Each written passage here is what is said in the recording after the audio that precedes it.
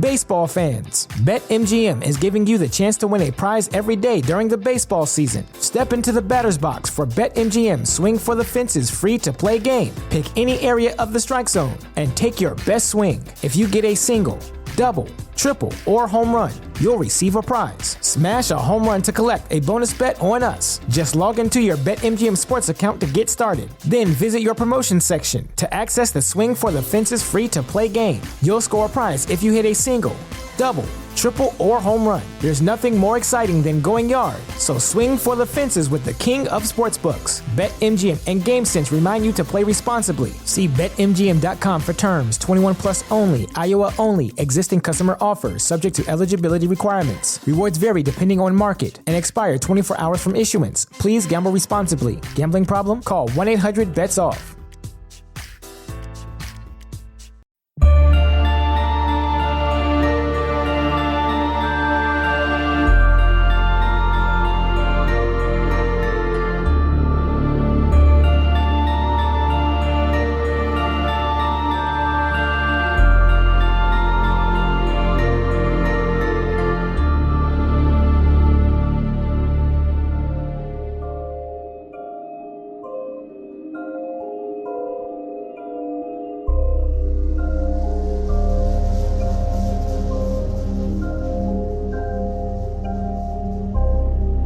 Spirits, apparitions, and poltergeists.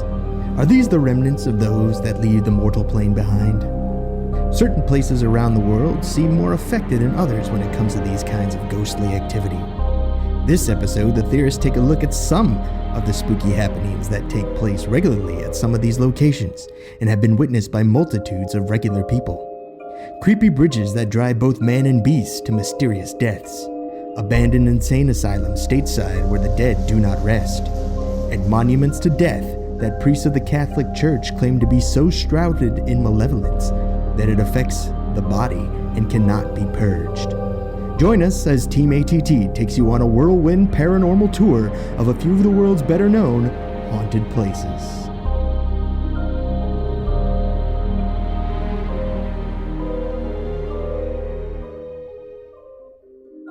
Welcome to Alien Theorists Theorizing Case File 63.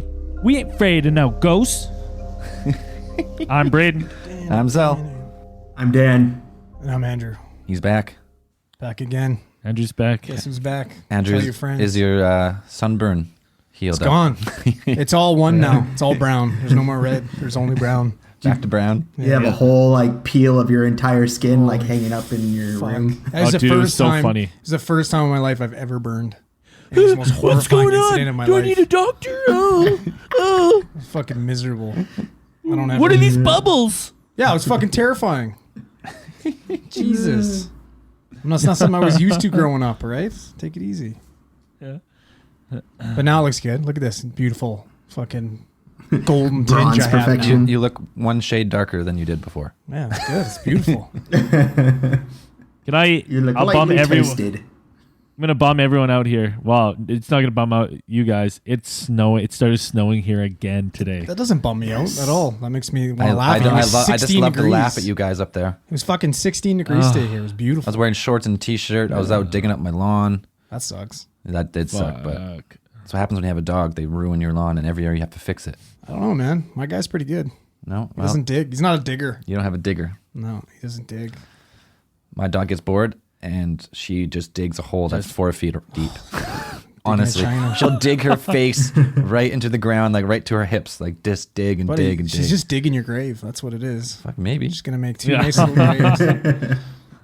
She's smelling something on you. Death. Yeah. Get rid of Oh, this guy. shit. I probably will. I'll probably one day just walk out and not look, and just trip into this giant hole and probably break my neck.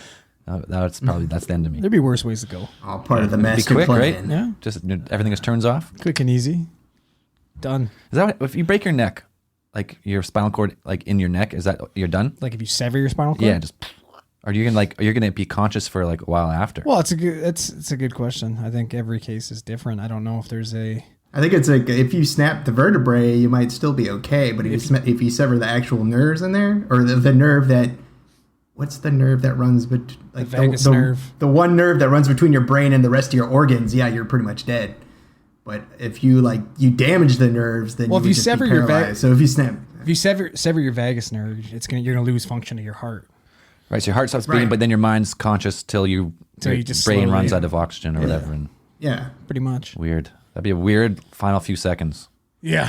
Well, I bet just it's be like- euphoric. Apparently, everything just flashes before your eyes, and You know, that's one case file we get a lot of requests for is like the afterlife or like life after death kind of thing.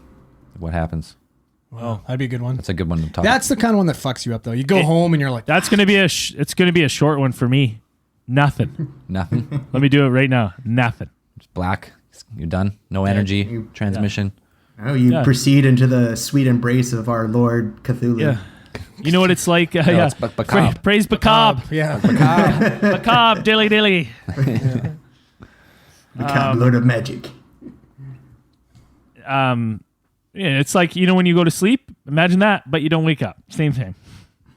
Well, if only it was that peaceful all the time. That'd be fantastic. If only we could trust that you know everything, Braden, then there'd be no questions. Well, if you guys would just listen to me more, we wouldn't have to do this podcast. Yeah, that's true. We should just end it. Um, Just Braden solo. Yeah. So this is case file 63, and we're talking about haunted places Right. Yeah. And stories. All right. But first, I got and stories. space news. oh yeah. I like this one. Have you guys like staying in luxury hotels? I do. I do when they're free. Well, how about a luxury space hotel that's ready to launch for 2021? I've seen that. It's so cool. No thanks. Yeah, space tourism is here. We are launching the first ever affordable luxury space hotel, said Orion Span founder, CEO Frank Bunger, who unveiled the Aurora station today. Affordable is a relative. That's the best thing I've ever heard. This is great. Affordable is a relative term. A 12-day stay abroad Aurora station will start at $9.5 million. Well, that's it. Oh, no problem. 9.5 mil. You couldn't pay me $9.5 million to go to fucking space. Are you kidding? Not a fucking chance. Never. You know what? I heard this. I heard pay the me same 9.5 thing from Andrew about 9.5 million to take me. I don't want take me camping. 9.5 million. I'm not going to Mexico. You could They're pay me killing people down there. $9.5 million and launch me out of that homemade rocket like that one guy did. Yeah. Oh Pay me shit! $9.5 million, I do that. He did it, and he crashed, and he hurt himself a little bit. They did. Yeah, I forgot about that. I don't think we touched on that. So after they asked him like, "Oh, so why'd you do it?" He's like, "Everyone was talking shit, said I couldn't do it, and then I was just lying, so I fucking did it." And he did, and he crashed a little and hurt himself. He had to go to the hospital. I think he got back and like his first thing was like, I just want to go home and see my cats. He made it up Yes, that's what 1,800 everybody feet. wants to do. Fuck off. Really? 1,800 feet. That's it. And he's still. And He he's still only want, hurt? and he won't comment Oh, he had about parachutes and the shit. flat Oh, earth okay, thing, okay. right? Like he didn't just He had land. 2 parachutes. I want to see You this know rocket. why? Because he had his eyes closed and he was gripping and ripping that fucking makeshift bicycle handle he had called a steering wheel. Is he pooping himself? Probably. He just fucking Yeah. sent it, eh? Yeah. Just gonna send it. Yeah. Pretty much. For him. Oh, so back to the Aurora station hotel. For $80,000, we can put down a deposit to stay there. So nice. So when we get our 80,000 listeners, $1. you have each to one undergo you have to undergo a 3-month intensive training program. Is that included? I don't know. Okay. Wait. I just had an idea. Imagine this. The first podcast done in space. We GoFundMe, send one of us up. That'd be awesome. Can we do it? How much do we need? Say 9.5 million. It's a lot of GoFundMes. Shit. Well, never mind. We'll get there. We'll get Who's there. going? Put it up on the board. Well, Andrew's out, so Yeah, I'm we're down to good. 3. Send I'm Zell. tapping Well, out. Well, we can't who's the send most you- expendable? Well, Brady. me or Dan, I would say. Mr. Conspiracy. 100% Wait. me. Mr. Conspiracy for sure. No, but if we sent Mr. Conspiracy up, though, it wouldn't get done. no. He would fuck it Yeah. up somehow. He probably wouldn't show up that day. He's Yeah. supposed to go. No, man, I'm gonna go play golf. Anyways, You got more about that space hotel? No, that's it. That's all I got. That's it. It's cool. It's There's cool. some pretty ADD space news. Yeah, it went a solid. little. One more question. Oh, One more- space news? No, I have more space news. No, I thought you meant. I got one do more you have question on about the this hotel. One more question about it. Yeah. How high up is it? Like internet ISS high or higher? It's solid orbit. What a dumb question. It's in space. I have no idea. All right. Well, It doesn't say. it's up Just there. says space It's orbiting. hotel. It's orbiting somewhere. Yeah. Is it like a sectional space? I guess it doesn't really say if it's a sectional. Like, are they putting it together? What is? I don't know. I'd have to see a picture. I haven't looked at it. Okay. I got a space news. I'll move on. Then you can say the Yeah. rest of yours. I only got one. Okay. The Euclid spacecraft will allow scientists to investigate the nature of dark universe and gravity. So this new spacecraft is going up in 2021, and Dan informed me that the Euclid was the father of geometry. Isn't that right, Dan? Yes, that is correct. And this spacecraft is going to examine dark energy and dark matter and how it played a role in the evolution of the universe. And the 4 questions that it's trying to answer are: is dark energy instead a manifestation of a breakdown of general relativity and deviations from the law of gravity? Because they always say, like, the theories break down on massive gravity, right? So they're trying to understand what it is. What is the nature of dark matter and its properties? What are the initial conditions which seed the formation of cosmic structure? And what will be the future of the universe over the next 10 billion years? So this is next level science going up there. It's pretty cool.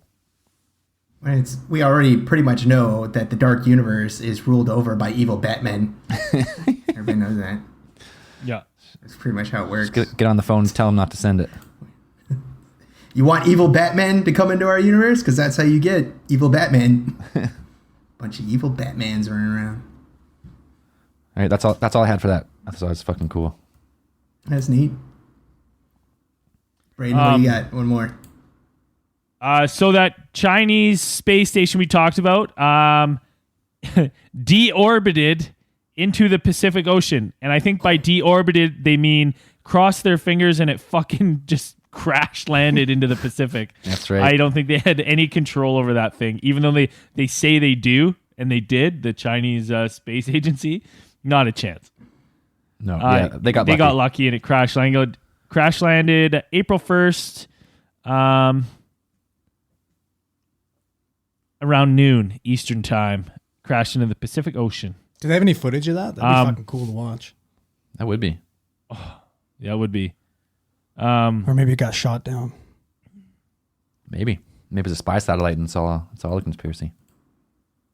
But they're now worried because there's so much space shit up there that this is going to be like kind of an upward trend moving forward of these things, these older satellites and stuff. Shit. Just coming down wild. So far, only one person's been hit with a falling satellite. Who is that person? That's I don't hilarious. know. I should look him up, and I wonder if he died. That's not, I would fucking think There's so, an enormous amount Maybe- of maybe- space trash maybe up there. just, There's like just more grazed than them. you realize. Fucking wouldn't it be like anywhere near that thing's trajectory would get fucking dismantled? Maybe Wouldn't it's only like a little tiny piece, like a dice. it? Oh, okay. I don't well, know. still, you drop a fucking penny off the Empire State Building and cut something in half, don't you? No. I don't know. No, that doesn't. That's a myth. Is it? I don't remember. I just Yeah. remember when I was a Because kid. what's the- There's not enough. I used to try there's and not throw enough shit off mass. like whenever I was up on like a skyscraper. I try to throw shit off, and my mom would always say, "You're gonna fucking kill somebody."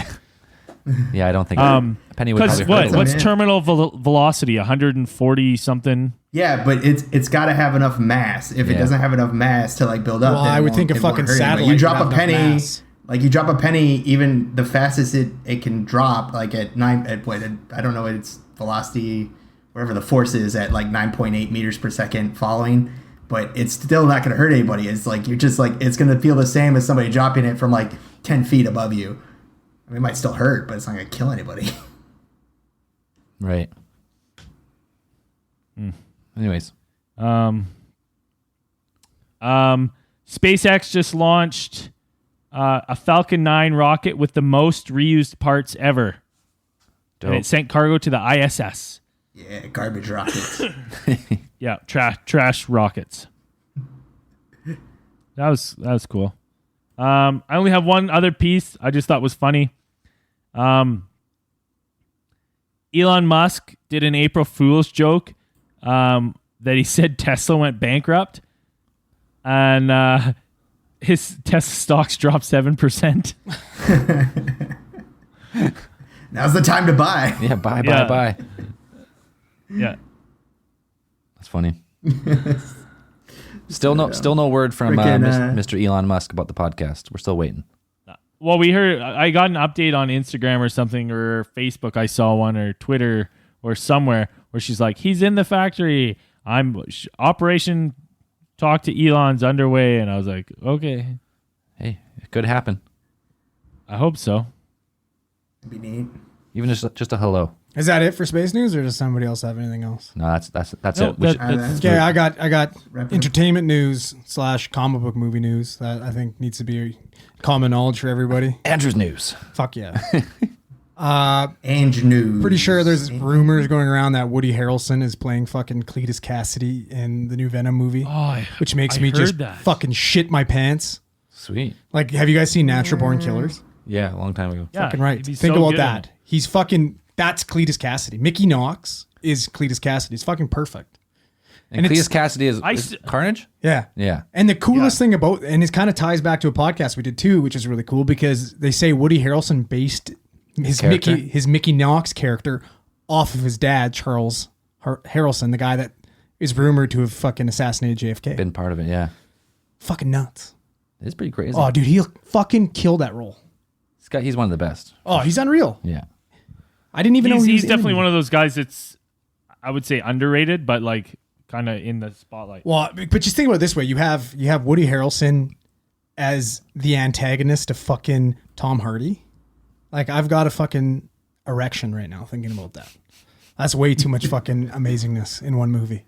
It's true. Andrew's wearing sweatpants right now, and it's happening. You know what's happening? I'm having one. So yeah, I just thought I needed everyone to know cool. that. If you don't know now, you know. That's it. All right, we're not. Are we doing Randomatron, or are we going? Let's tell some stories. We can tell some stories. I do have it ready to go, but Let's do one. can't make Why not? do one.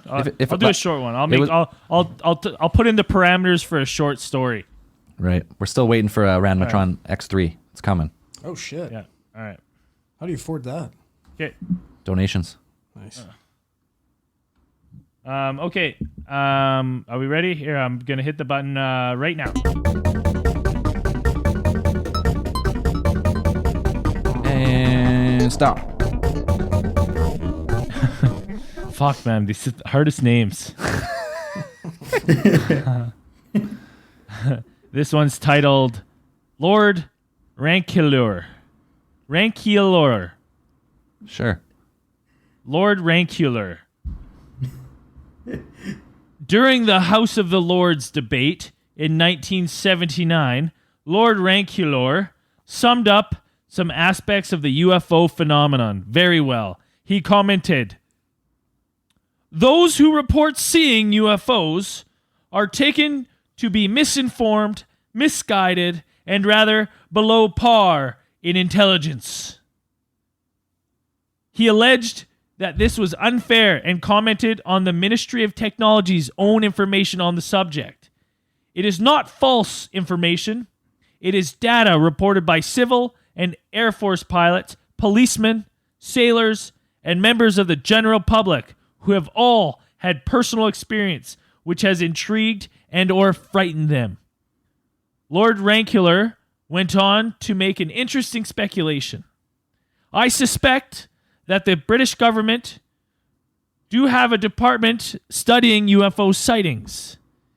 It is presumed that Lord Ranculor was referring to a department other than the Division of Ministry of Defense, which acknowledged its role in the subject." So that had nothing to do with UFOs in the What the biggest fuck was that? I compiled don't even. book of UFOlogy ever written. Some fucking Lord Ranculor was like, first he trashes people.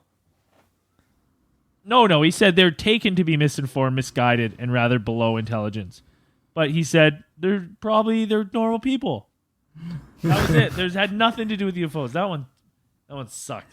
That's got a cool fucking name. This is why we need the X3. Yeah. Yeah, we gotta go. That's a Sith name, but hey, look, Yeah, look it is right here. it's a sweet name, It's actually. definitely a Sith name. 100%. Yeah, X3. Okay. So who wants to start haunted locations? Haunted locations, creepy stories. Ooh, it was a mash. It was a monster mash. The monster mash. It Was a graveyard They did the mash. Dan, I'll start. You want to start? Okay, go for it. So we're just talking about. Well, maybe Dan should start. He's better at introducing topics. There you go. I think he's just There we better go. at everything than all of us. Hey, take it easy. He is. So we've been pretty hardcore on the UFO one, so we thought we'd do a ghosty one. So we all kind of chose our favorite, looked up some haunted places. One of the first ones I came across that was pretty interesting is the Trans-Allegheny Lunatic Asylum. And anything that's got lunatic asylum. You had me at trans.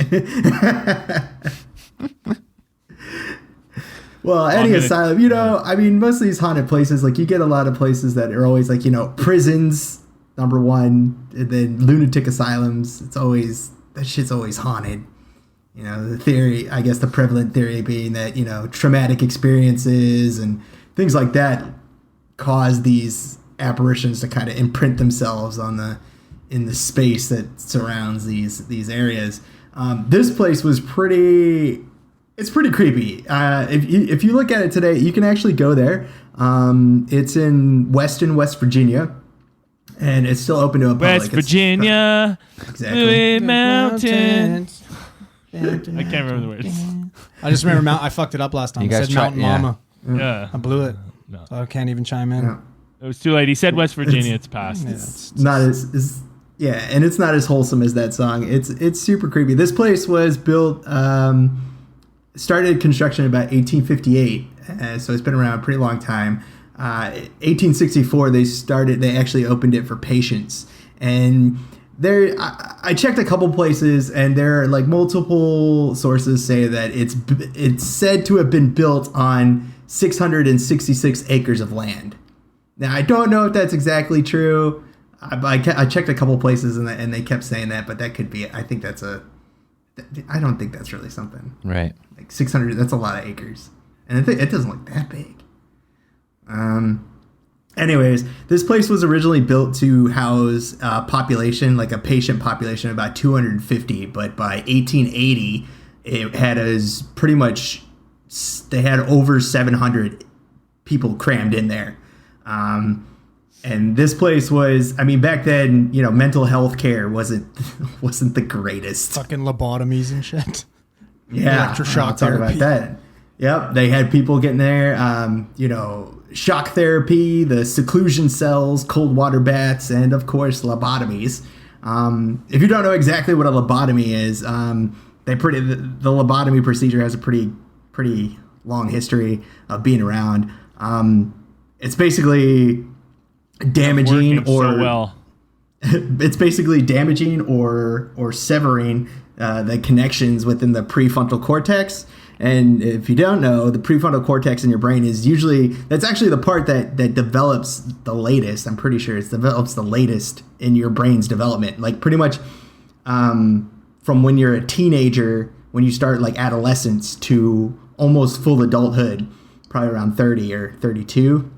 Is when it's been developing, and that part of your brain is actually responsible for like foresight and also like developing kind of like your sense of self and your like intellectual judgment and kind of initiative and things like that. It has tons. It has tons to do with decision making, and that's a huge issue. Why people that's one of the reasons why people have huge issue with like the death penalties and stuff being, considered for people that are still 19. You know what I mean? Because they say that their frontal cortex has not been completely developed yet. So how can you hold that against them, right? Yeah, a lot of teaching psychology and stuff that I've studied is always saying that it's almost like you can't blame the kids because their brains aren't fully developed yet. And I'm like, then why don't we just treat them like the animals they are? But Put them down. But the lobotomy at first, it used to be like they would drill holes. They would drill actual physical holes in your skull, and then they would like mess around in there and kind of like scrape it away or cut at it. And then, but eventually, one scientist, like a Dr. Freeman, he popularized the. He basically got this procedure. He practiced this procedure at home with an ice pick on like fruit. And he said that basically what you would do is you would go in through like the eye socket. You go in through like by up towards the nose, and you could just basically you take like if you've ever seen Sucker Punch, like that's the one. Like if you guys have seen that end of the spoiler alert, they get lobotomied at the end, Right. And it's just like shoving a sharp spike up through the eye, to the corner of the eye, up into the brain, and then just like mashing it around a little bit. And that's basically how they do it. So it was definitely banned in the early, like I think mid 1900s they stopped doing it. But I think almost they said like 40,000 people in the U.S. had recorded were lobotomized like over the course of the first people to ban it was actually the USSR, and it wasn't banned until 1950. Really? Yeah. It didn't start for a long time. 1977 is when the U.S. Congress was kind of like, okay, this is a little fucked, and they just were using it on like immigrants and prisoners and shit like that. And crazy. It's pretty brutal that they're still doing this stuff. And so people at this hospital had that procedure done, and it was popular at the time. But these treatments were often prescribed for things like these were considered maladies: masturbation, laziness, fits, desertion of husband, superstition, or menstrual derangement, aka being a woman. Basically is what that is. Well, I was gonna say, aside from the menstrual stuff, I would say we have 4 candidates for lobotomies right here. Oh fuck yeah! So people over the years at this place, I mean, it's been generally a creepy place to be. I mean, if you've ever seen any documentaries or any of you have actually visited like an asylum, they're creepy. Like you got people yelling and screaming all the time, whether they're having episodes or things like that. But this place was like extremely brutal. They had multiple cases. Like they would have state appointed inspectors come into this asylum, and they were like, this place is disgusting, it's dirty. They're like, they have patients that they leave just naked, confined to dirty wards and bathrooms which they explicitly stated smeared with feces. Ugh. So Yeah, Now they're called Picassos, Dan. Nowadays they're fucking. They're somewhat like they're chill. It's Zombieland. Everybody's so heavily sedated that they're just completely sitting in out of there. You'll see the odd guy sitting there playing fucking checkers against himself. You know what I mean? And there's other guys just staring at walls and I watching win Netflix. again. Yeah, like it's Zombieland. It's crazy. But over the years, like this place was marked by strange occurrences, disappearances even. There was a report that I checked a couple of sources, and this was a young nurse. Like this place was huge. Like it was really big, and multiple wings and buildings of this place had been kind of shut down or renovated over the decades that it was open. And you could get lost in some of these places. So you had one guy, one patient named Brian Scott B. Apparently he committed suicide, and his body wasn't found for 8 days. They didn't even know he was dead. And then a couple other places said that actually a nurse that worked there disappeared, and her body was found after 2 months. Holy shit! Like they didn't find her for 2 months in the stairwell of one of the less used buildings. So either she fell there, somebody threw her there. I don't know. But once it shut down, I think in about 1994 was the last time it was really open or it had patients. But that place was shut down, and now It's like a landmark and a historical landmark, and you can actually go there for ghost tours now. And they say one of the more interesting rooms is this room located in Ward R, where they've had multiple paranormal investigation teams come in, and they say that it's inhabited by this apparition known as Lily. And they say that, I mean, multiple people have said that they've experienced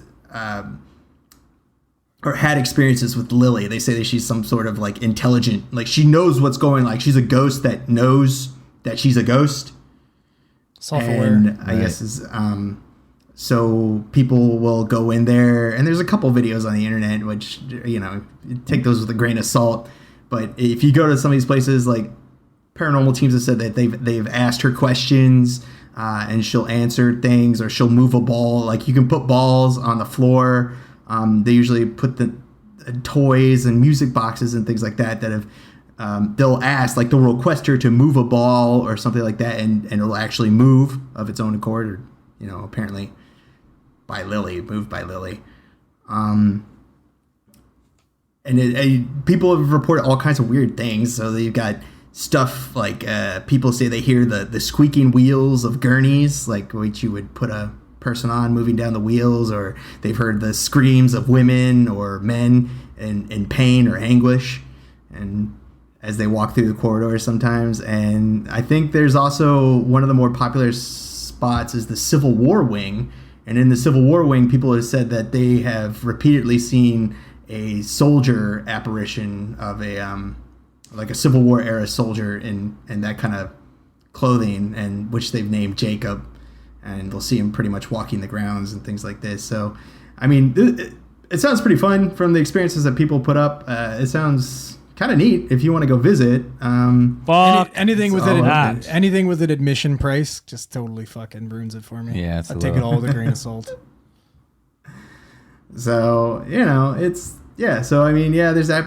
Whether they did, well, it's actually haunted. Jacob and Lily are two out of work actors. It's fucking face paint. It's super creepy. I don't know. I watched the video of the Lily one, and part of it, like where they're moving the ball around, like that's kind of creepy. Like that's weird.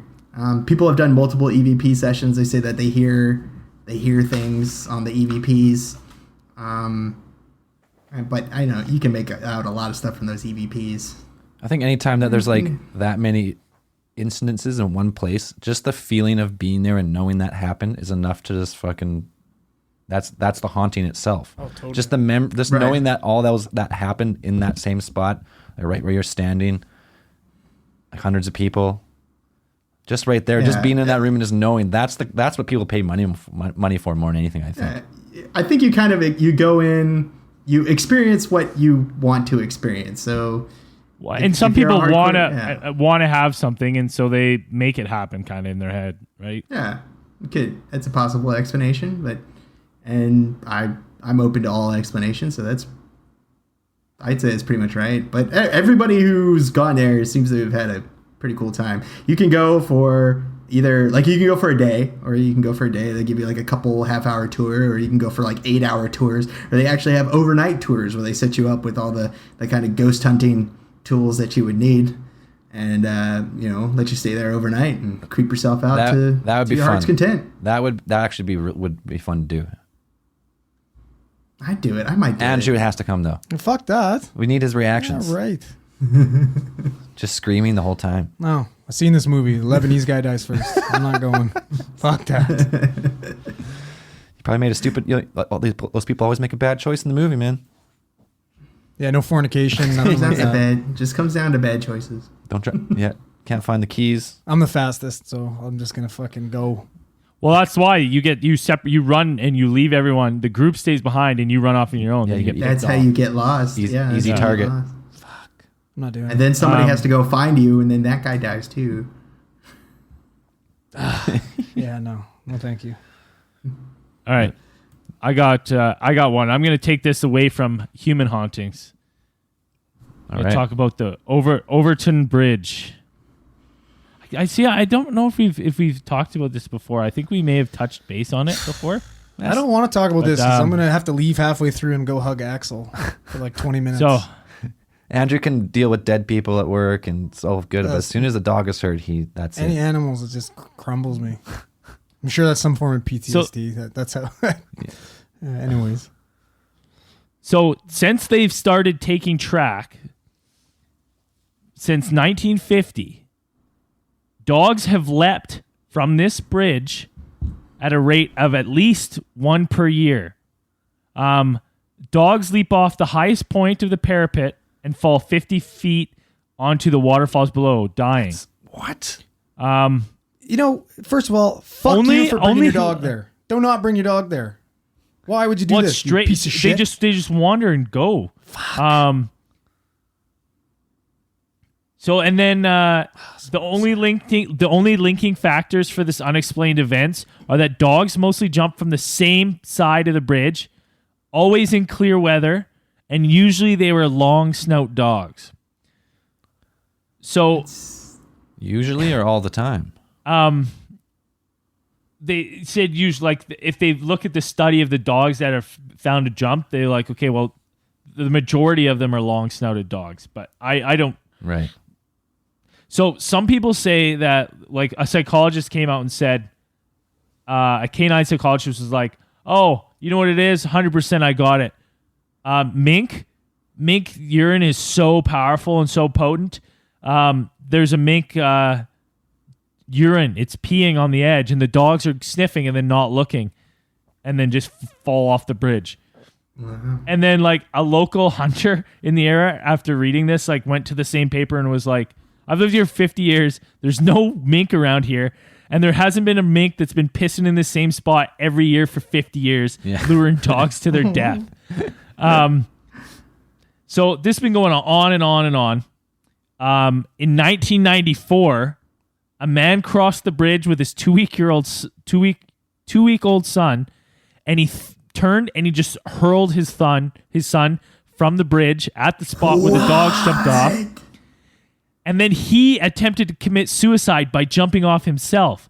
He later said he had to kill his son because he had come to the realization that he was the incarnation of the devil.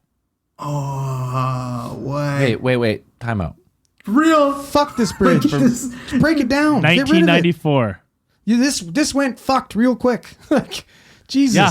Real fucked. Real We're talking fucked. about ghostly things, man. This is scary. Well, I was thinking about some like an old crotchety ghost of some old man that used to have dogs come shit on his lawn. So he's sitting there throwing ghost like balls off this fucking bridge, trying to get the dogs to jump. One second. This was never said. You said attempted to kill himself. He jumped off a 50-foot bridge and he survived. He survived. He later tried to cut his wrists in hospital.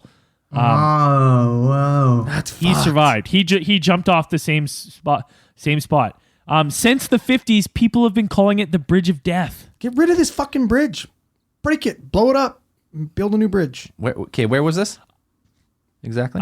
It is in Scotland. Interesting. It's in Glasgow. Super creepy. Yeah. Scotland's super creepy. Fuck that bridge. Okay. Yeah. Oh man. I just fucking it's so hucks fucking his weird. Like, kid. It reminds like Anchorman where fucking It's Buster like gets tossed off the dog bridge. part Just creeps me out tosses his so fucking much. kid. That's so fucked. You know, it's like how, like dogs are, you know, how would you, there's no, I don't know. It's like you don't usually see dogs like committing suicide. It's just like something that doesn't happen. Like you don't think about that. Oh, buddy, ever. if you like, threw a fucking frisbee off that bridge, my dog would 100% commit suicide. yeah, but not without. I mean, like committing suicide Axel would be without fucking just see ya. without like some sort of provocation. Like yeah, if they were like chasing something, I'd understand. Like yeah. The mink urine thing almost had it on their own. But And it's they're not just like jumping off this creepy bridge. And people say that people say it's not like they're walking off and falling. They leap. They get to the edge and leap. Fuck. Yes. I'm telling you, it's a ghost of some old man that just fucking used to have dogs. Just shit on his lawn. reading some accounts of people who like go and stand on the bridge and just kind of look over. And they're like, I was up there one summer's day and I felt a very strong jab, like a phantom finger twice in my back. And he goes, and then I had I had an overwhelming sensation of like, I could just easily just jump right now and end it all. And that's, I can't remember what that was called. It was called, when you look over things and you have the Vertigo. No, it's called something devoid. Call of the Void. I have that. I think we every talked fucking about that time. before. I get it every time I look over a ledge. It's fucked. You want to jump over? Every time I have this weird urge. Yeah. Something in my head is just like, fucking do it. Yeah, L'Appel du Vide or whatever. Yeah. The Call of the Void. That's why I'm kind of like, even with that fucking, when we jumped off that cliff, that cenote. That's what freaks me out. Every time I go near an edge, it's always like, just do it. You want it? You want Yeah, to do it? yeah, You just want to fucking jump, jump off. Andrew? You want to jump, Andrew? That's weird. I know. It's fucked. See, I understand that. I understand that feeling and but I don't get it that bad. Like I know other people that are like, dude, every time I look up the edge, my brain's like, just fucking jump off. Every time. You just go and like Seriously. imagine it. Like not even that, like just fucking jump off. Like weird. yeah. No, I get it every do time. it. Do it. I like peek my head over the edge and then it's just like a large resounding nope. Just turn around, walk away. That's me. I'm drawn to nope. Mm-mm. It's weird. It's like Yeah, it's like it's, magnetic. You just want to be like pulled to it. It's like as soon as I step near that fucking edge, it's like my body is pulling itself over that ledge. It's weird. I've told you this before. That's You have a so ghost weird. attached to yourself. Why you fucking say that? Don't And say that every shit. every time you go to an edge, Ah. that ghost is like just trying to pull you off, but it's not quite strong enough. Poking you. Why, in the why does he want me to back die? I with don't the get ghost it. face. What the fuck did I do? I don't know what the ghost is What do you thinking. want? What? Fuck off. I just think why you're so scared. You got this ghost. In childhood, this ghost has been Dick. following you for 20 But years. yeah, Maybe if you- when I if- get jump, if when I you- jumped off, if I jumped off that cenote, maybe that's what pulled me close to that rope. You know what I mean? Maybe he wanted me to fucking Land on it. get clotheslined on the throat by that fucking rope. Okay, quick backstory. Just a quick story. We're jumping off this cliff into a cenote in Mexico. We're all jumping. Andrew sprints and clears, and there's this rope in the middle. He jumps like 25 feet and almost lands on the people on this rope. He fucking got mad air, man. It's the only way I was gonna do it is if I fucking ran and I didn't look down. Anyways, Give her. So back to this bridge. If you're in Glasgow, and go stand on this bridge and report for us. How does it feel? Is it eerie? It's a creepy fucking looking bridge. I have somebody I got somebody with feet on the ground there. I could fucking ask him about it. Yeah. do it. Man, and it's super weird because like you always think like, man, like I got a cat and like every now and then my cat fucking freaks the shit out of me. I'll be sitting in my room and she'll just come in like nothing going on. And then obviously like, boom, she's just like doubles inside all her fur standing in, and she's just like looking into the hallway and just stands there, just fucking looking into the hallway. And I'm like, what? Like, what do you see? And she's like all fucking sketched out. And I'm like, Jesus. Fuck, cats and dogs can see shit, man. For real, they can. Yeah. they experience Well, that's what the thing senses is, different. right? Yeah, I remember watching that Goosebumps episode where they said the dogs can see ghosts. Well, then that's Stuck what with me, people man. say is that there's like some demon or something that lures the dogs, right? Okay. Could Shows be. them like a mirage or something. I would jump off with my dog. I'd try to catch him. I'd do it. Axel. Oh yeah, man. If you know what, I want to be buried with Axel. I'll make that known now. You can have to Bury keep- me with my dog. You have to, Well, have that a sucks shared because grave. I have a feeling like, wait, you want to be like, we're gonna have to dig up Axel? No, I don't see. Or like- I wouldn't be like Zelly says. I got this fucking ghost attached to me. I don't know how much longer I have. Or is really this? don't. Is it? Oh, I'm so on this is borrowed one of those. time, The man. brightest candles burn out the quickest, or what? Exactly. The brightest flames burn out the quickest. Yeah, man. It's got to be It's too late. You already missed the Forever 27 Club, which would have been the better story. So Yeah. Forever 27. It's just the 27 Club. You're getting confused with Forever 21, the chick store. yeah, well, same thing. Nope. They're Forever 27 now. That's true. But yeah, that one creeped me out because I was like, it's dogs. It's not. Yeah, It's not humans. Yeah, it sucks. I don't like that story. It It's bugs like me. dogs. Well, no, and that's what Yeah, makes it like creepy. well, humans like do crazy stuff all the time, so that's kind of normal. Yeah, but why are you fucking with You know, dogs? but when it's dogs, yeah, that's what Why I'm saying. fuck Is with when it's dogs? dogs, They're so innocent. That's way more creepy, and that they're that perhaps some people say that animals kind of interact on a different plane, or they kind of see reality on a different frequency. I know I read some book where they or they were saying like cats have like especially, are sensitive to paranormal stuff that's going on, or it's what do you want to call it, like ley line energy or stuff like that, and they almost interact on all the planes. Like if there's multiple planes of the universe or existence or something, they kind of exist on, or they can see through all of them. Well, so if you have, that might be some of the creepy stuff that's going through. It's just like she's, your cat seeing a different Like image, planes. a whole different thing. So maybe there's a person there, but just like maybe it's your alternate self. Well, if that's the case, then I'm fine something. because my cats, all they do is fucking sleep and shit. So I'm good. They're never startled. There's no issues. They're legitimately eat. Yeah, but sleep, they're seeing and like all shit. this crazy shit. They just don't react to it. Yeah, they just Garfield. They don't fucking care. Fuck it. I don't care. It's like a giant, huge, slobbering demon standing over you, and the cats are just like, eh. Yeah, they're like, hopefully they'll fucking kill him so we can eat him, is what my cats are thinking. That's fucking about it. Fat bastards. Fucking creepy bridge though, for sure. Yeah. Okay, I got one. Better up. Spooky. This one is called the Mackenzie Not the Mackenzie. Poltergeist. And this one is also based in Scotland.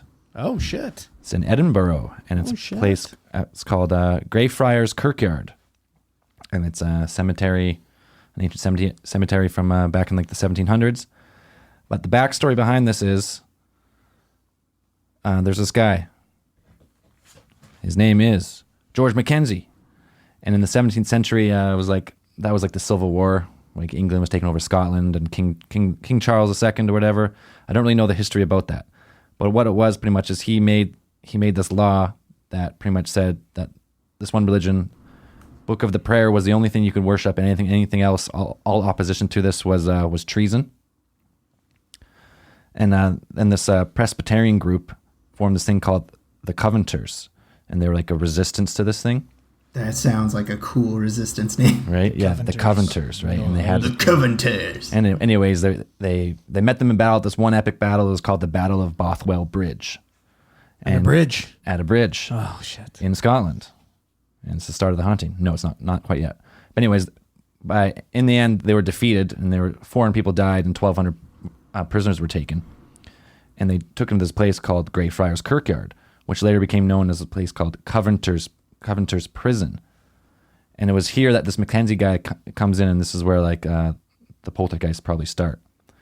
He was like the main person responsible for these prisoners in this area, and he would like, it was kind of like a concentration camp style prison. Oh, shit. Like they barely gave him any food or water or no shelter from the elements. And after like probably about 150 men died in a direct result of his orders. And that's pretty much the backstory of it. And in the end, he died, and he was buried in this tomb called the Black Mausoleum. Oh my god! But he was buried. He was buried in the same place as where all these people died. Oh, fuck. So all these souls that he was directly responsible for killing, for the orders given, and they died in the end, they were buried in the same kirkyard, in the same graveyard. And then he was buried in this place called the Black Mausoleum. It says, you can look it up. This is the creepiest fucking building. Fuck.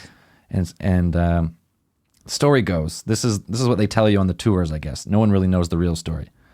But one night, supposedly a homeless guy or some thief broke into the Black Mausoleum. And in there, either he was looking for shelter, or he was trying to steal stuff, whatever it was. It's not the first time this thing's been broken into, but so it was the first time in like recent times. This was in 1998. And the story goes that he, upon like ransacking the place or whatever he was doing, he fell through like an old floor into like a pit. And this pit was full of like plague victims that had been sealed shut. So they were still, Oh, my God. so their skin was like all oozy, and they weren't decomposed. Like they looked They're like fucking pickled. zombies. Yeah, pickled, because there was no air in there. So for like hundreds of years, these people had been sitting in there, and then they built this black mausoleum just on top of it. So I guess after deterioration over so many years, this guy fell through. Whoever this guy was, they never found him. But when they came in, they heard, supposedly the story is they heard a guy screaming and running away that night. Like the people are in the neighborhood. He must have like fell into this like puddle of zombies. Fuck. And anyways, he ran away. No one knows who he is, so that's how the story goes. Is he a homeless guy or a thief? No one really knows. But when they came the next day, they found like what happened. Like something obviously broke through, and they found these bodies that ended up being like old plague victim bodies. Probably almost started the bubonic plague again. But that was in 1998. And ever since then, whoever visited the mausoleum felt extreme like sensations of like almost like static electricity or like cold or hot spots. And that's how it started, just slowly. But then the more people that went there, I think it was in like 2002, these like 2 teenage kids went in there and they broke in again after it's been sealed up again. They broke in again, and they cut off the guy's head out of the tomb. What the fuck? This is a story, I guess, and they were What? like, they kicked it around. This was what Scottish kids do Yeah. for fun. Like, Yeah, so They kicked it goddamn around. hoodlums. the story what I read is they cut off his head, and there was like hooligan vandals, just trash this place. Kids are fucked. And yeah, so that and ever since then, there's been an exorcism went on in there. Okay, what was this guy's name? This was cool. Okay, hold on. Colin- Before you say anything. Andrew locks the door in the studio. Yeah, no, thank you. No, sorry, I mixed up my dates. In 2000, Colin Grant performed an exorcism. So before they played footy with his before head? they played footy with his head. Fuck. So in okay. 98, the thing happened where they fell and they found the victims and all the shit, and the tomb was disturbed, and the poltergeist activity started. People went in, and like they could feel something was there, but they could feel something wasn't right, but nothing ever really happened. Like no physical trauma happened yet. So in 2000, Colin Grant, he's a member of the Catholic Church. He performs exorcisms, and he went because he heard about all this activity, and he thought it was a demon trapped by this wicked guy. He's like, oh, this guy was possessed by a demon when he died, and the demon still lurks in this area. So he went and he performed an exorcism, and he said the evil was too great. He felt nauseous, and he got sick, and he threw up, and he couldn't finish the exorcism. And he's like, I can't do it. He's like, it's too evil. He said it was too evil. Fuck, really? 2 weeks later, dropped dead. What? No. He died. What? No. He died. Fuck No. yeah. Colin Grant. Search him up. Look him up. Colin Grant. He died 2 weeks later of a heart attack, supposedly. Fuck. Wow. So anyways, that was in 2000. Even the Catholic Ghostbusters can't even take it out. Like, And ever since then, in 2000, there's been over 500 accounts documented of people who, because they started like, you could like pay a tourist group or pay a tour guide, and he would go unlock it and let a small group of people in every once in a while. And it's considered the most paranormally activated graveyard in the world. So when these people go in, there's no joke. Go search Mackenzie Poltergeist pictures of the injuries. And there's pictures of bruising, scratching, cuts, gouges. Fuck that. There's stories of people would feel like an icy hand grab them, and they never had feeling return to that part of their body. Oh my god. oh, it's brutal. People would pass out from the fear, and like they said, everyone, like 500 accounts, and there's pictures. I'm gonna turn around and I'll show Andrew just a couple. Broken fingers, cuts, Holy bruises, shit. scratches. Wow. And a lot of people don't even feel the scratches at the time when they come out and they check their shirts. It's like sometimes It's people like have cat scratches. yeah, and like so like you'll get scratched and it's fine, and then a little bit later it just turns all red. What the fuck is wrong with you? Why? What part of you possesses you to go to that fucking place and do that? It's like, you know what? Fuck it. I'm gonna go take my dog on a walk over this fucking bridge. Let's try it out. It's See just how like it I goes. said, man, people who like are into this stuff, they like want to experience, because this is like People are fucked. there's not too many places in the world where there's a poltergeist activity that's consistent, that they actually like have physical scars and like showing of trauma. People are just fucking naive. It's all like, you know what I mean? They don't see these consequences. You know what? Well, let's go give it a shot. And then that happens, and they fucking you're fucked for life. Yeah. You are fucked for life if something like that happens to you. You're definitely scarred for life. You're 100%. You're fucked. You think about the PTSD you'd have after that. What about this one, the girl who fucking the thing grabbed? I can't remember if it was her leg or her arm. But it was an icy hand. She never got she claims she never got feeling in that part of her body again. It's like it's an icy like numbness all over. Holy fuck. So, anyways, that's the Mackenzie Poltergeist, and I guess you can still go there to this day, and the attacks are 500 and counting. And Yeah, roll the dice. Go give it a shot. Jesus. Fuck that. So we can go to the Death Bridge. Yeah. And then we go to the Black Mausoleum. It's in the same country. Same countries. Not too far. I wonder how Can't far. be too far. Scotland is creepy as fuck. Like, there's so much weird shit that goes down in Scotland. It's I don't know how people still live there. We have we have listeners in Scotland, so if you're there and you have some stories, if you've been to the don't Black go Mausoleum, there. Just don't do it. It's not worth it. if you've been to the Black Mausoleum or you've been to the Murder Bridge or Suicide Bridge or no, what's it, Death Bridge? Let us know. Bridge. Do not bring your fucking dog to that bridge. Don't bring your dog. Don't bring your dog. Leave the dog home. Don't take your dog. Please don't. Or your fucking 2-month-old son or whatever the fuck it was. Yeah. Do not put your Well, son off a bridge. He was the devil incarnate. Yeah, that's fucked. That's crazy, man. I wonder if any of those the people that they've talked to that dogs fucked off, if any of them, you know what I mean, reported being possessed at all. I don't know. Because all the dogs jumped off on their own, right? None of them were tossed. It was only the kid. No, none of the toss. They'd drop. I think that'd be a different story if they were being tossed. Oh, fuck. Yeah. But There's people no, punting it's, their dogs off the bridge. Yeah, fuck this dog. Yeah. That's You know what what? you Yeah, gotta you walk across, you're like, wait a minute. do. Yeah, fuck that. No, I'm good. That story fucked my night up. It's haunting, man. Yeah, I'm not sleeping tonight. Sweet. Now, I don't know what. Obviously, people get hurt at this one. There's pictures and there's dozens and dozens of articles online and in newspapers about people going there and like writing about it. So I don't know. So say this guy, he had a hand in murdering all these people. He was the influencer in all the murders, and they're buried beside him. Now I don't know if is it those people who have like infiltrated his grave, or is it just him? He's still ruthless. And everyone comes in his fucking grave. He's Oh, like, no, fuck these people. Those people pulled him to fucking hell. Is what happened. Well, he's still there, They obviously. pulled him to hell, Or and they they're still keep him there. there. He's still there. He's still fucking No, people he's up. getting punished. There's no way. It's not him. It's Or the they people there. what was it? Or they've amalgamated into some just Some super entity. some super what's it, like malicious entity.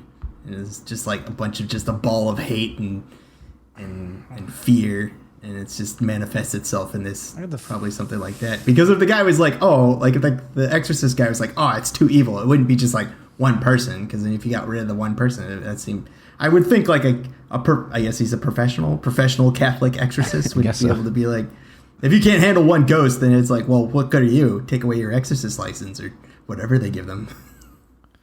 Yeah. You know, but if he can't handle something like that, I would think it'd be some sort of like super nasty entity.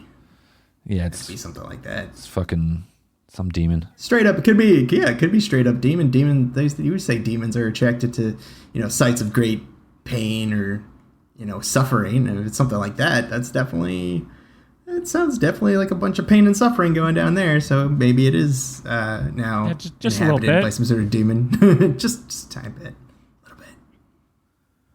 It's pretty rough. Yeah. Well, that's all I got about that one. It's go search Mackenzie Poltergeist images about the injuries and read all the newspaper stories. It's pretty nuts. Or don't if you want to sleep. Fuck that. So Ryan, I'll tell you one close to you.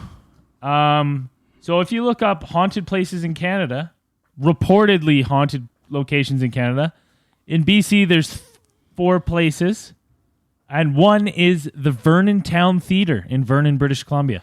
I have heard about that. Makes sense because Vernon fucking sucks. That's where there would Vernon be something does haunted. suck. Oh, it's the fucking worst. Fuck Vernon. Vernon is the butthole of the world. Fuck yeah. Or at least the Okanagan. Okay, I agree The with world. you. City-wise, Vernon's got a pretty good music scene, actually, for the size. Well, it's got to have something, I guess. Because other than that, it's got nothing. Is it a really good blues scene? No, it's a really good, like, metal, punk, hardcore scene. Yeah, big time. Vernon's good shit for that. Speaking of that, I went to a fucking Wicked show on the weekend. Tell about After Hours. Tell me about the Fucking show. Wicked. Yeah. So Vernon Town Theatre, built in 1929, the Vernon Town Theatre was originally opened as the National Ballroom. The National Ballroom was a live venue and was then converted to a movie theater / live venue in the mid-1930s and operated as the Capitol Theatre until the early 1980s. Ooh, that's kind of weird. me and Ryan used to work at the Capitol Theater in West Bank. That's true. Famous players vacated the building, and it was operated as a full-time movie theater ever since. Many strange things have been observed over the years, including phantom music, apparitions in the auditorium, and ghost sightings in the projection room. During the showing of Memoirs of a Geisha, one female patron reported that her friend in the seat next to her was having trouble breathing.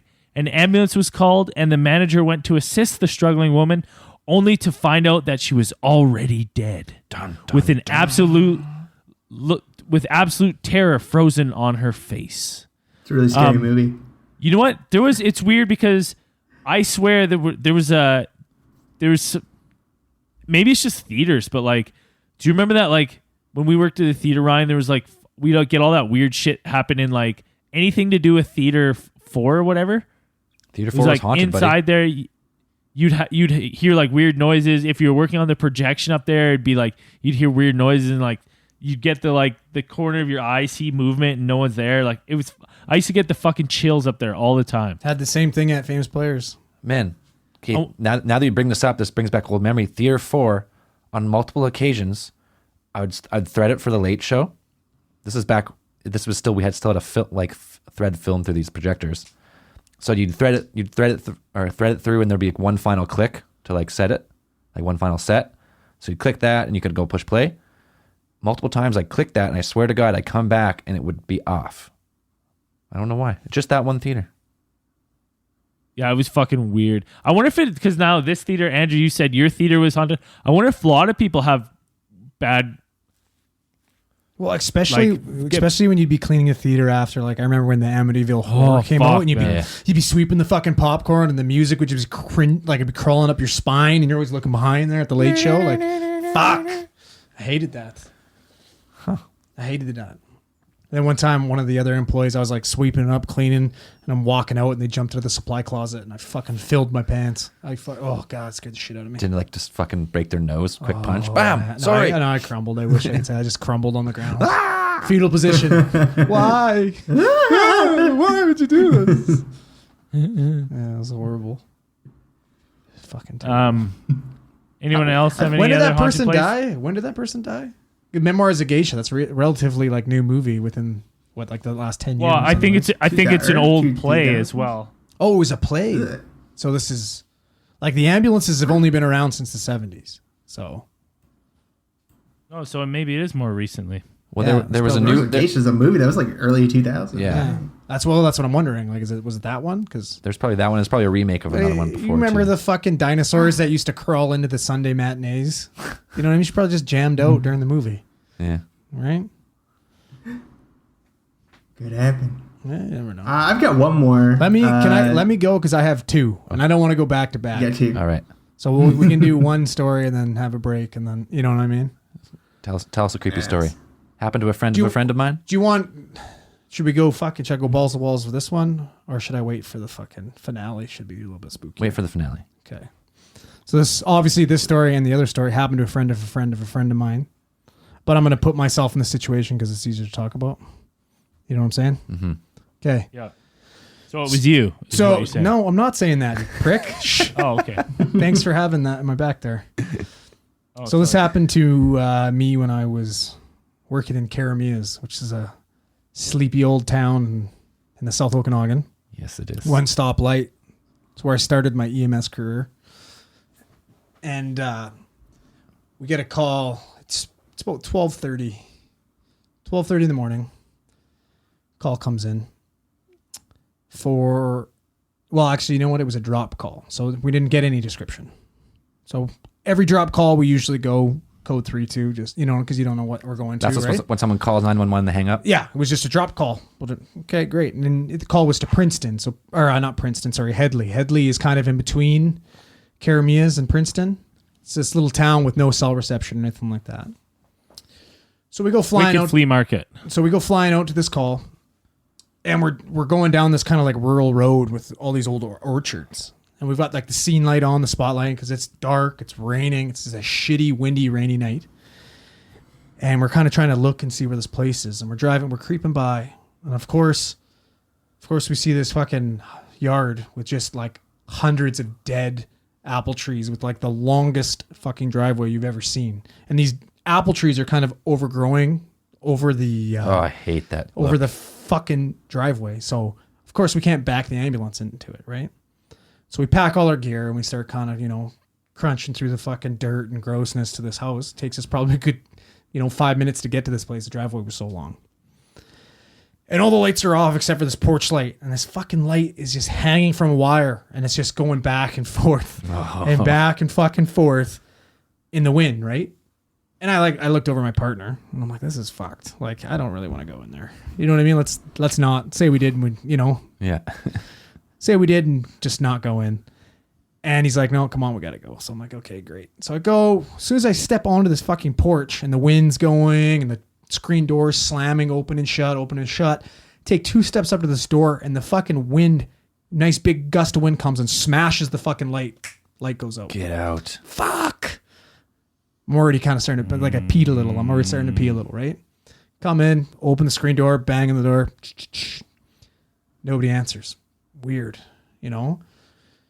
Bang on the door again. Nobody answers. Door's locked. Fuck.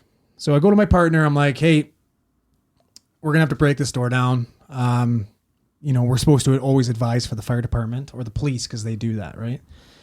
And given this time, I think it was between 12:30 and 3 in the morning, there was no police in this area, right? They had to come in from Penticton. They were on call from Penticton. So these cops are about an hour away. Right. Right. So I told him, I'm like, hey, let's go get the phone, satellite phone, because nothing else works. Radios, nothing don't work in this area. Get the satellite phone, make a phone call. Hopefully we can, get them here in time. So he goes out. I'm like, forget it. Kick the door down. Boom. Right. Cause he's 5 minutes away. I'm frustrated. Go into this house, flipping lights. Nothing works. Finally find a lamp. Works. Okay. Creepy. Start looking around. You know what I mean? This place had like inches of dust on it. Looks like it hasn't been, like rotten food. I'm like, okay, this is kind of weird, right? Obviously it looked like nobody had been there for fucking months, right? Just everybody kind of just left this place. Finally find the bedroom. Looking around the bedroom, light doesn't work, lamp works. Look down and crumpled on the ground is this like old man that looks like he's been dead for about 6 months. Oh my God. So I get down low and I'm like, oh Jesus.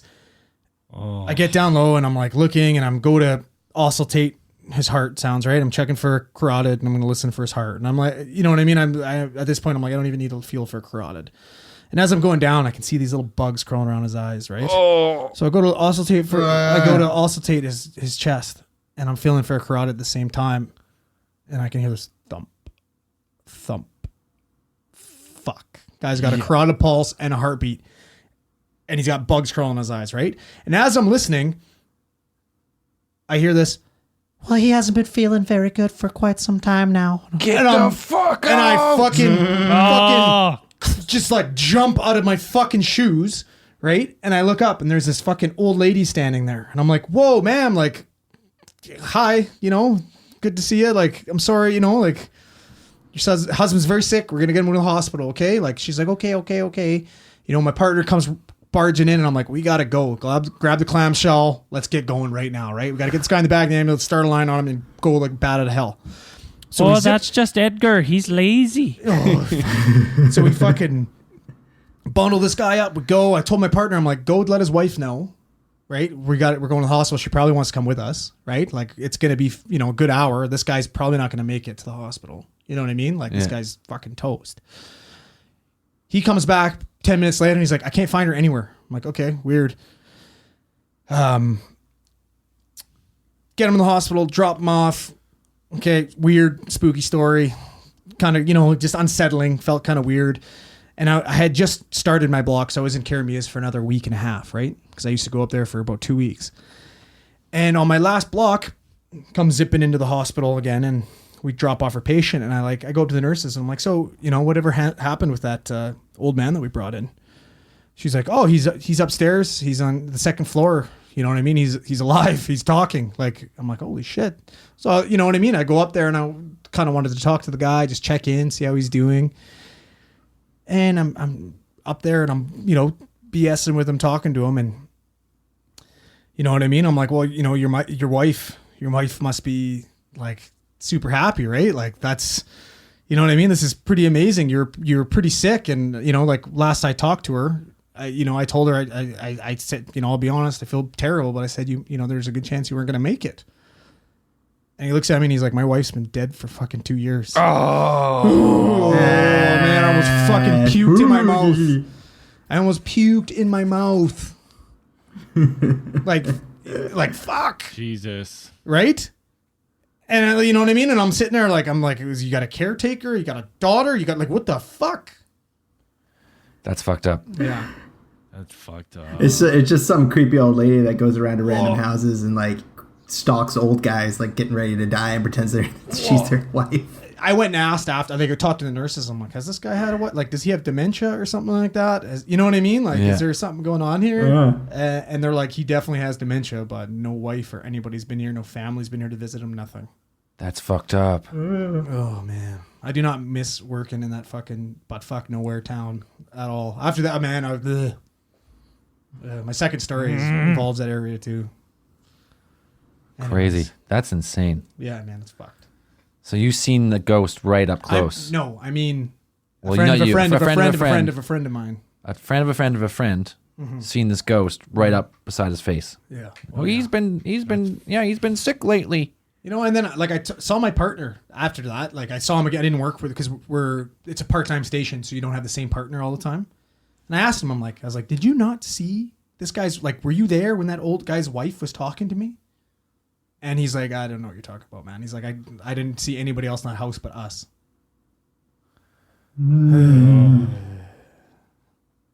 Spooky. Maybe it's her that's hanging out with me.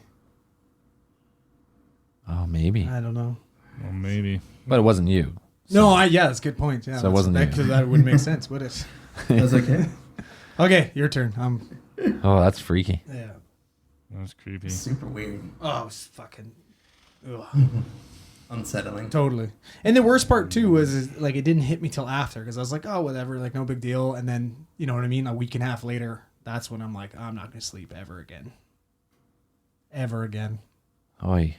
Fuck. Like my eyeballs would have just like fallen out of my head. Like I just would have like if he said that, I just like my eyeballs would just like folded out of my head. Like my eyes just go so wide they just fall out. I'm not even exaggerating when I mean like I instantly felt like I was gonna fucking vomit. Like I instantly felt like I was gonna puke. Like Probably just like pass out on the floor. Just oh my wife's been dead 2 years. Yeah, it's just me on the fetal position on the ground again. Yeah. All right, Dan, what do you got? I've got another travel recommendation for anybody looking to go to. If you're on the East Coast, there's a place called the Ferry Plantation House in Virginia Beach, Virginia.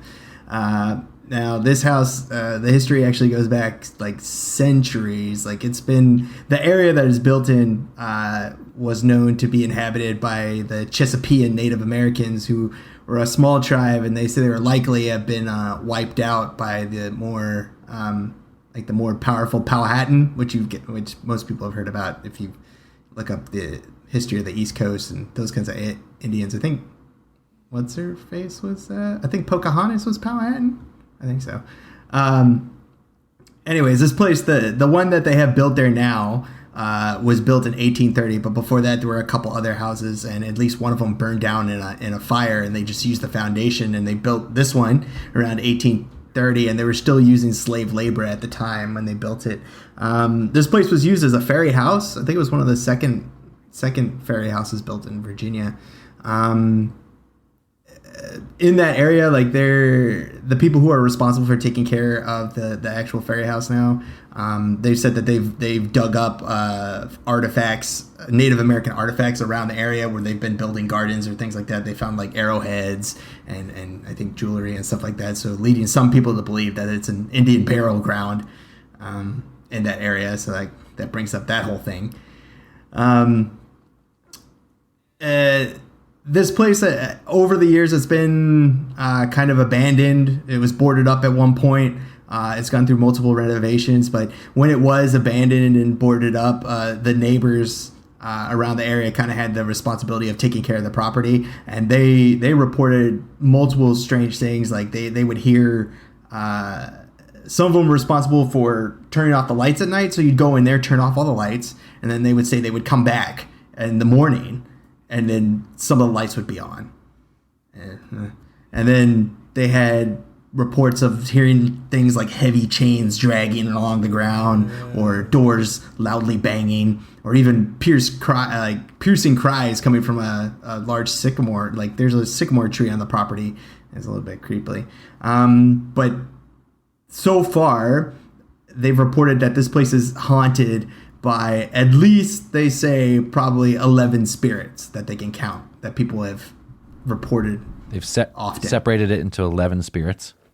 Yeah, 11 distinct spirits that they've seen. And some of these include they got their classic lady in white, who they say they see walking through the house sometimes, and they think she may be the spirit of a young lady who fell down the stairs and broke her neck in 1826.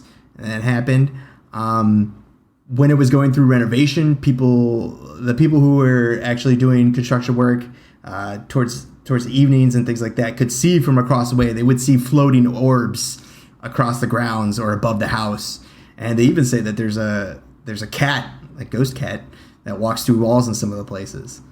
In 1997, they actually had a medium from the Edgar Cayce Foundation come down there, and he said that he picked up the name Sally while investigating this one area of the house known as the Best Parlor. And when they spoke to the family or investigated the history of the house, they found that there was a Sally Rebecca Walk. The Walk family were the owners of the Ferry Plantation, and that she had actually lost her husband during the Civil War.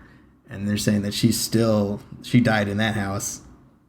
So her spirit still stands there, and they've said that she stands, mostly her spirit is found standing next to where they're one of the walls in the Best Parlor. And they said they've had multiple EVP sessions with her. Somebody asked, like, why are you standing here? And she's saying that she would say something like it's so chilling, or it's so chilly. Weird. Like that they've been hearing.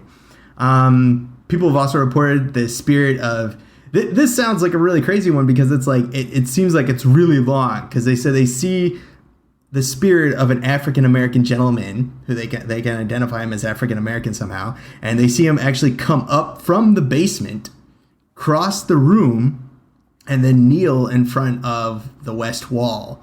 Apparently he's like he's doing something, like he's attending to some sort of task. They say they see it rather often. And later, when they renovated that area of the house, they actually uncovered that there used to be a fireplace where he would kneel. So it might have been someone who used to tend to those things. And through EVPs, some paranormal investigators have found that apparently that this spirit's name is Henry, and he lived in the slaves' quarters on the 3rd floor of the old kitchen in that area. So they've somehow managed to talk to him and communicate with him. And one of the other creepier parts of the history is near the water in that area, they have the story of the Witch of Pungo, who was actually the first. She was the only. Yeah, she was the only woman actually convicted of witchcraft in Virginia, and that's where she was tried and executed in that area. And they say that they see her sometimes on the grounds, like outside on the grounds, wandering. So that's freaking. Witchcraft always brings out the good stuff. Crazy. But, you got these, it's built on a Native American burial ground. That's always bad. And I actually looked into that because, you see that a bunch, that trope pop up in a bunch of movies and books and stuff. It's like, oh, it's built on an Indian burial ground. Well, of course it's going to be haunted. I actually looked that up, and I saw that. I thought that had been around longer than it had. It's actually only been around since like the 1970s, since the Amityville movies came about, and it was only around for actually a couple years. But I think it's kind of interesting how that trope has kind of like built its way into, because like Poltergeist, right? Like you've seen the movie Poltergeist, terrifying. Indian burial Craig T. Nelson, and they're like, oh, spoiler alert, like, oh, you moved the gravestones, but you didn't move the graves. Yeah, but it actually wasn't a Native American ground. That was actually just a regular one. Like, that was just a white people cemetery. Oh, was it? I thought it was, for some reason, I thought it was the Indian burial No, ground. no. The Family Guy one. That's why. Yeah, that makes sense. The Family Guy one. That's where it comes from. But yeah, that trope's only been around for like 40 some years. I thought that was kind of neat. You know, but yeah, this place, you can visit this place. It's usually open on Fridays and stuff like this. I'm not like shilling for these places, but I'm saying you can go if you're interested. It's kind of fun, you know. For $19.95. I would rather our listeners go to these places where they have people, and I don't want people creeping through like abandoned mining facilities where there's a bunch of ghosts, but there's nobody supervising. You know, people get lost in there and get hurt. Phantom Right? Miner You know, 99. yeah. Just want to go and see a piece of history and stuff like that. They're pretty neat. Go and let us know how it goes. Yeah. So that's what I got. Not for me. Creepy as fuck, man. Yeah, no thanks. No, Hey, Braden, do you have anything else? Do you want Andrew to tell one more story? What do you want? What do you want to do here? Andrew, tell one more story. Let's wrap this one up. This one's a little bit more fucked. More fuck? Yeah, well, it's not. It's spooky, but it's more fucked. Sweet. Yeah. I'm Well, excited. so it's if you're kind of, I don't know, if you got a weak heart, shut the podcast. Turn it off now. Okay, so I was working in the same area, and it was right next to a really, really big reserve, right? So we got a call. Often we get a call to the reserve, and the call's generated by like a lot of the reserves have their own. It's not really like a cop. It's more of like a ranger type situation, right? Right. So the cop's generated by this ranger. It's like a Jim Leahy. Exactly. Fucking park supervisor. So fucking park supervisor generates the call, and you kind of meet him, you know, right? You'll meet him right at the beginning of the reserve, and he'll kind of give you a brief little rundown and drive with you up at the call. And there's one of the fucking there's about 5 of them, right? And the only one of them works at night, and there was one really fucking lazy one. And as soon as you'd get there, he'd be like, yeah, house is just over there to the left, and then just fuck off back to bed. Right? So most of them, they come with you, and you're like, okay, cool, this guy's a gun. Yeah. Perfect, just in case shit hits the fan, because shit often hit the fan on this reserve. This guy, so he went home. Anyways, we meet him there, and so I'm just going to use the name Susie. So he says, you know, we heard some loud screaming and yelling come from Susie's house. You know, and Susie's husband left her about 6 months ago, and she's been going through a tough time, and he used to beat her up and all this stuff. So I don't know, maybe he came back, and you know, they got in a little tilly, or you know, I don't know what happened, but you know, you boys should go have a little look. So I'm like, oh fuck, okay. Roll up to this house. You know what I mean? Didn't look any especially creepy or anything like that. Step up to the door, bang on the door. Nobody answers.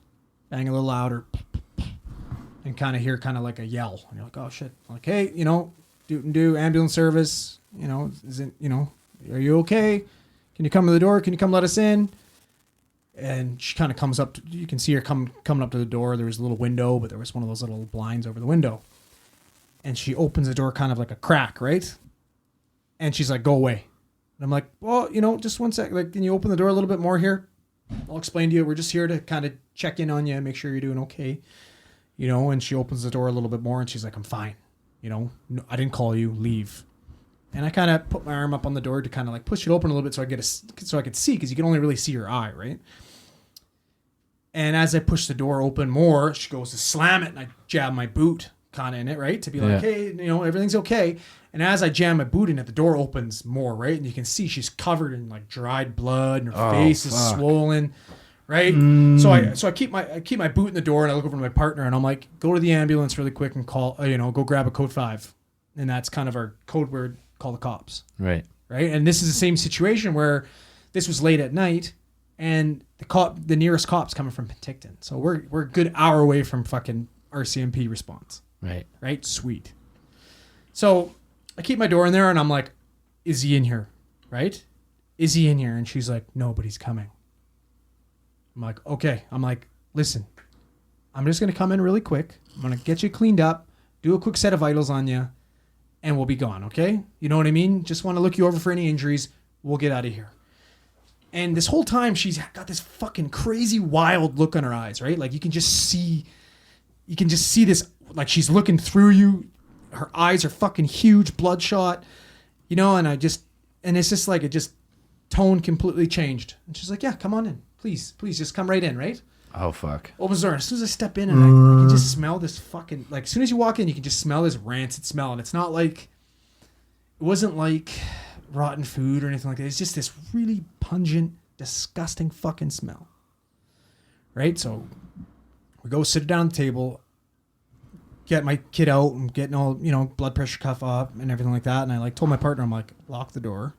You know what I mean? I'm like looking over at her as I'm like looking, I'm like, go lock the door and then do a quick little sweep, right? Like, well, you know what I mean? So I'm getting the blood pressure. He's kind of walking around, and I'm talking to her. So I'm like, you know, so what happened? You know what I mean? Just please, like, kind of give me a little rundown. Like, you know, I know you didn't do this to yourself, right? How long has he been hurting you? Give me this information, right? And she's like, well, you know, he's not going to hurt me this time because I got him a present. I'm like, okay. You know, and as she's explaining this to me, I'm looking over and she's just got, like, she's wearing this kind of like nightie and there's just blood just caked all over this nightie. And you can see her legs are all caked in blood and this like white gross fluid. And you're like, what the fuck, right? And I'm like, you know, doing her vitals and all that and kind of looking her over and stuff, looking her over. And she's like, you need to leave. He doesn't like men. He doesn't like men. You need to leave. He's going to be back soon. And as she's talking, her eyes are going fucking wider and wider and wider. And my partner comes out of the fucking one of the rooms and he's like, we got to get the fuck out of here right fucking now. And I'm like, what are you talking about? And he's like, so I'm like, okay, ma'am, come with us, right? And she's like, no, leave her. Let's fucking go. So you know what I mean? I'm not going to ask questions. I'm like, okay, let's get the fuck out of here. I'm like, okay, thanks, ma'am. Like, box everything up, fucking take off. We're waiting outside for the cops to come, right? About fucking 10, 15 minutes later, she comes sprinting out of the house and starts banging on banging on the ambulance, screaming. And I'm like, holy fuck, like, what the fuck do we do, right? She's smashing the ambulance just as that fucking 2 police cars come flying around the corner, lights on. I'm just like, oh, fucking, you know what I mean? Thank God. Cops come up, zip her up, throw her in their back. And my partner's like, and I'm like, so what the fuck did you see? And he's like, I fucking, like, white as a ghost and just can't talk to me. He just can't fucking talk to me. Okay. You know what I mean? I'm like, okay. RCMP come. So he's been sitting there for the whole time in the ambulance. This woman is fucking smashing on the ambulance, screaming bloody fucking murder. And my partner is not even shook. He's just sitting there just white as a ghost, like, you know, and I'm trying to, like, can you believe this shit? Like, let's, you know, what are we going to do? Let's go. He's in the driver's seat. I'm like, let's get the fuck out of here, right? And he can't do anything. He can't talk to me. We have not spoken in like 15 minutes until these police come. Please come, go inside, clear the building. And they're like, you guys need to fucking, he's like, you need to come inside here now. Go into this room. Every single wall is ripped off in this room. And every single wall is written in fucking black marker. Nightman's coming. Nightman's coming. And like, if you like, you might know, like, if you look into, like, this is a common theme amongst, like, reserves, is there's this like, that's their boogeyman, is the Nightman. Right. Okay. And in the in the center of this fucking room, in a fucking roasting dish, is a fucking stillborn fetus. That's why this woman's covered in fucking blood. She delivered a stillborn fucking baby and put it in a fucking roasting dish, cooked it, and put it in the fucking center of this room. It was fucking cooked.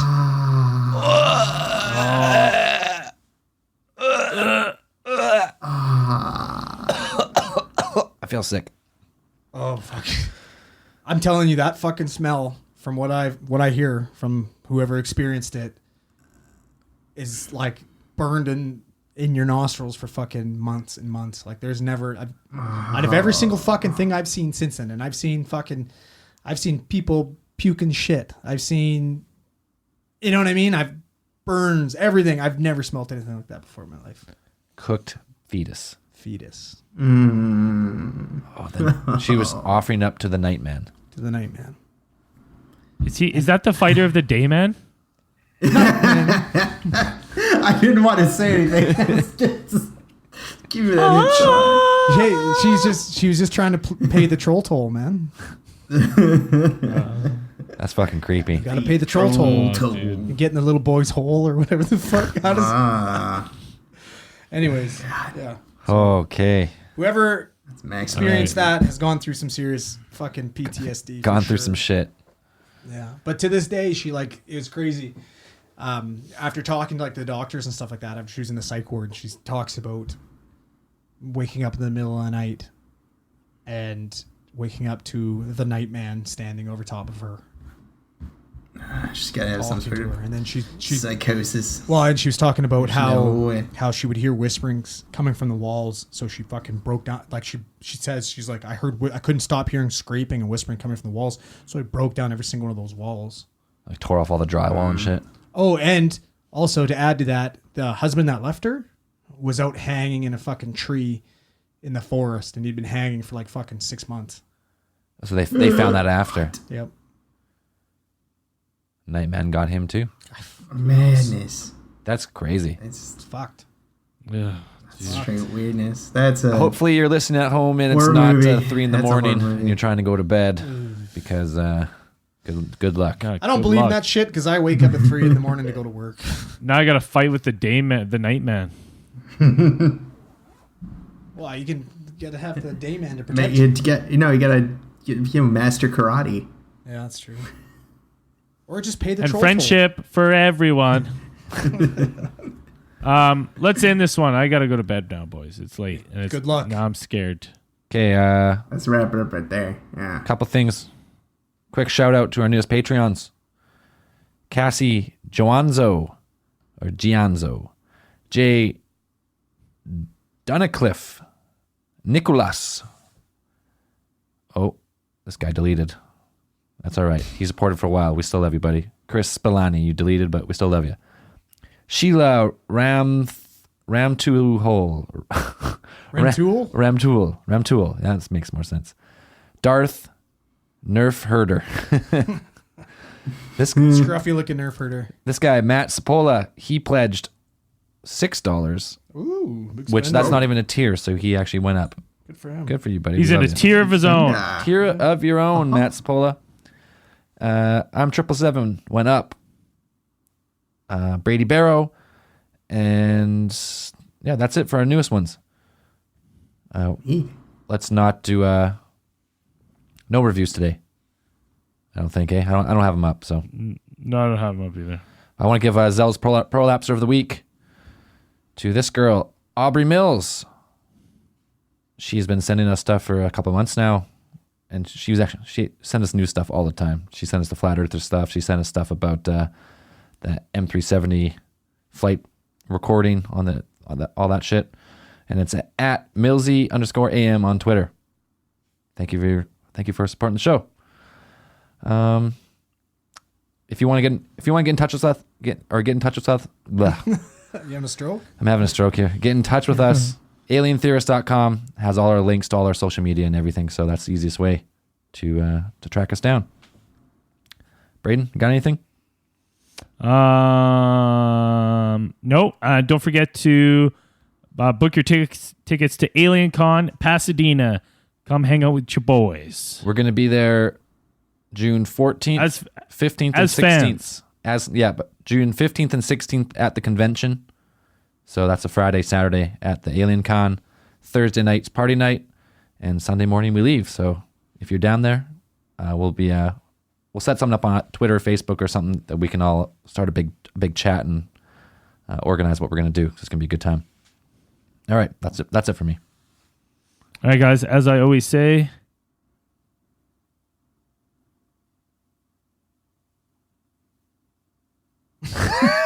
Keep those eyes. Don't interrupt me. Don't interrupt me. Keep those eyes on the skies. All right.